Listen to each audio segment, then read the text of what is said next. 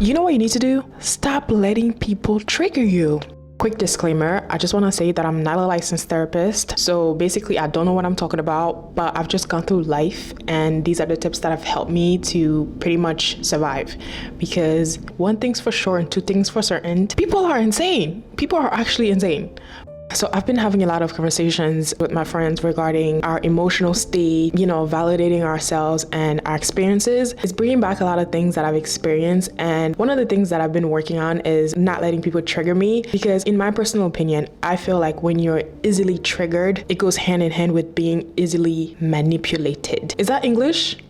We're gonna roll with it. I think it goes back to me talking about having a lot of self-love and self-respect, because there are certain things that you wouldn't accept. Before you even stop letting people trigger you, you need to know exactly when you're triggered, because I feel like a lot of us don't know what our emotions are trying to tell us. Sometimes we just don't have the vocabulary, and that's completely okay. And so being triggered can come in like many ways.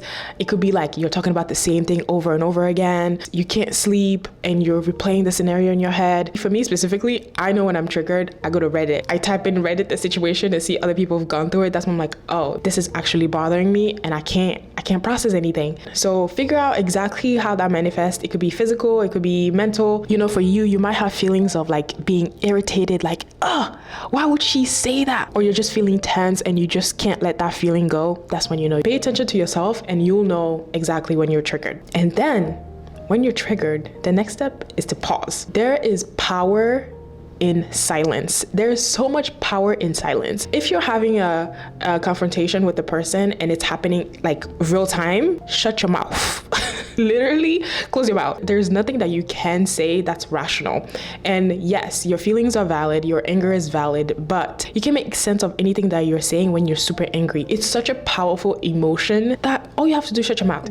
Just take a deep breath. If you can to now, disassociate. Do it right now. It may look like you don't care, and that's completely fine, because at the end of the day, the end goal is like, at least for me, my end goal is to live life like I don't give a fuck. That's my only goal. But we're all human and I'm literally just a girl, so we have a lot of feelings. So we're gonna take it step by step and figure out how to navigate through all these hard feelings. You know what I'm saying? Okay, boom. So step 1, you recognize exactly when you're triggered. Step 2, you take a pause. Step 3 is where you evaluate everything with facts, meaning you remove the personal. Let me give you a perfect example. Imagine you're at school, you're at the library working with your 30-inch bust down braids, right? Minding your business. And then somebody comes up to you and they're like, I think red hair is ugly on you anyway. You're gonna look at them like, okay, like what that gotta do with me? You know what I mean? Like, whatever, you're saying things that are hurtful, but I literally don't care because it doesn't apply to me. Look at my hair. You know what I'm saying?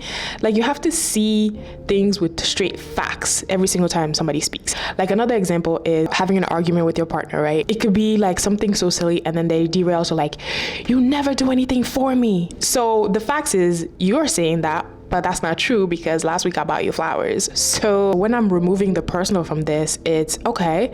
It's not that I never do anything for you. It's just in this specific moment, you're looking for a connection or you're feeling a little bit distant from me. Maybe we need to change some things, or timing wise, we need to put things in action so that you feel a little closer to me. So you just completely remove the personal and look at things with facts. I'm not gonna lie to you. It is easier said than done, because when people are like yapping in your ear, you just wanna be like, what are you talking about? I think when you pay attention to yourself and pay attention to people around you, especially the ones that could trigger you, you can easily assess things with straight facts. And I think that's why like reflection and having like you time is important, because it gives you time to think about things that are happening around you. 9 out of 10 times people do say things that they don't necessarily mean because it's a reflection of something that's going on internally. It literally has nothing to do with you.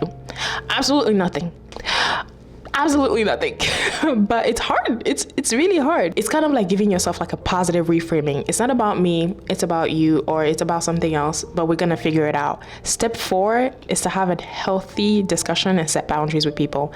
This one is literally has been my hardest thing, and I've been working on it for like years. I'm still a little bit avoidant, but I still do it because people will only treat you as well as you treat yourself. If somebody is like talking to you crazy, you need to sit them down and be like, hey, so I don't like it when you say this, and I would prefer it if you address me like this, blah, blah, blah. Or if we have an argument, maybe we could take a 30-minute pause so I can think and have my thoughts in order before we can go back and resolve the situation. And it's hard to say in the moment sometimes, especially like if you're from a family that didn't allow you to speak your mind or whatever the case is, but you can figure that out before the argument starts. And then if people cross your boundaries, cut them off.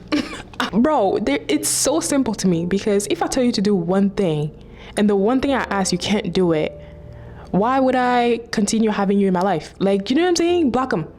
Block them right now. It's not only with relationships that you need to set your boundaries. You can set boundaries with anybody. It could be your manager at work. It could be friends. It could be your parents. If you're from African parents, you know that setting boundaries is not a thing. The moment you try to set a boundary, they'll call you disrespectful. So you're pretty much setting the stage of how you want your relationship to be, especially as a young adult. Life is too short for us to be going through mediocre experiences with people. Like, it's insane. You just want people that respect you, that value you, that literally pour fuel into your fire, instead of having people around you that are like the shittiest, for lack of a better term. They really are. I'm so sorry. The thing with me is that I never block anybody. You could do me so wrong, like I'll just take it. I was like, you know what, it's whatever, it's fine. But if I decide to block you, you've pushed me to my limits. I don't want to see your name. I don't want to see a speck of you in my phone or in real life. So if you're blocked, there's no coming back. Honestly, there is no coming back. I had a recent friendship breakup it's not triggering me, but it's hard for me to remove access to that person because of the fact that we are in shared group chats and I'm kind of cool with the other people. But it's so funny to me because I peeped game a long time ago. Like, I knew exactly what was happening, but it was hard for me to articulate that because it's almost like they were like gaslighting me. I swear to you, I was explaining to them specifically what was going on, and they would be like, no, of course not, I didn't mean it. So you think I'm dumb? Okay. Yeah, okay. So yeah, I am all for blocking people. I think it's a great feature that a lot more people should use, whether it's on social media or your actual phone number, because out of sight, out of mind. And if you're out of my mind, I have peace of mind.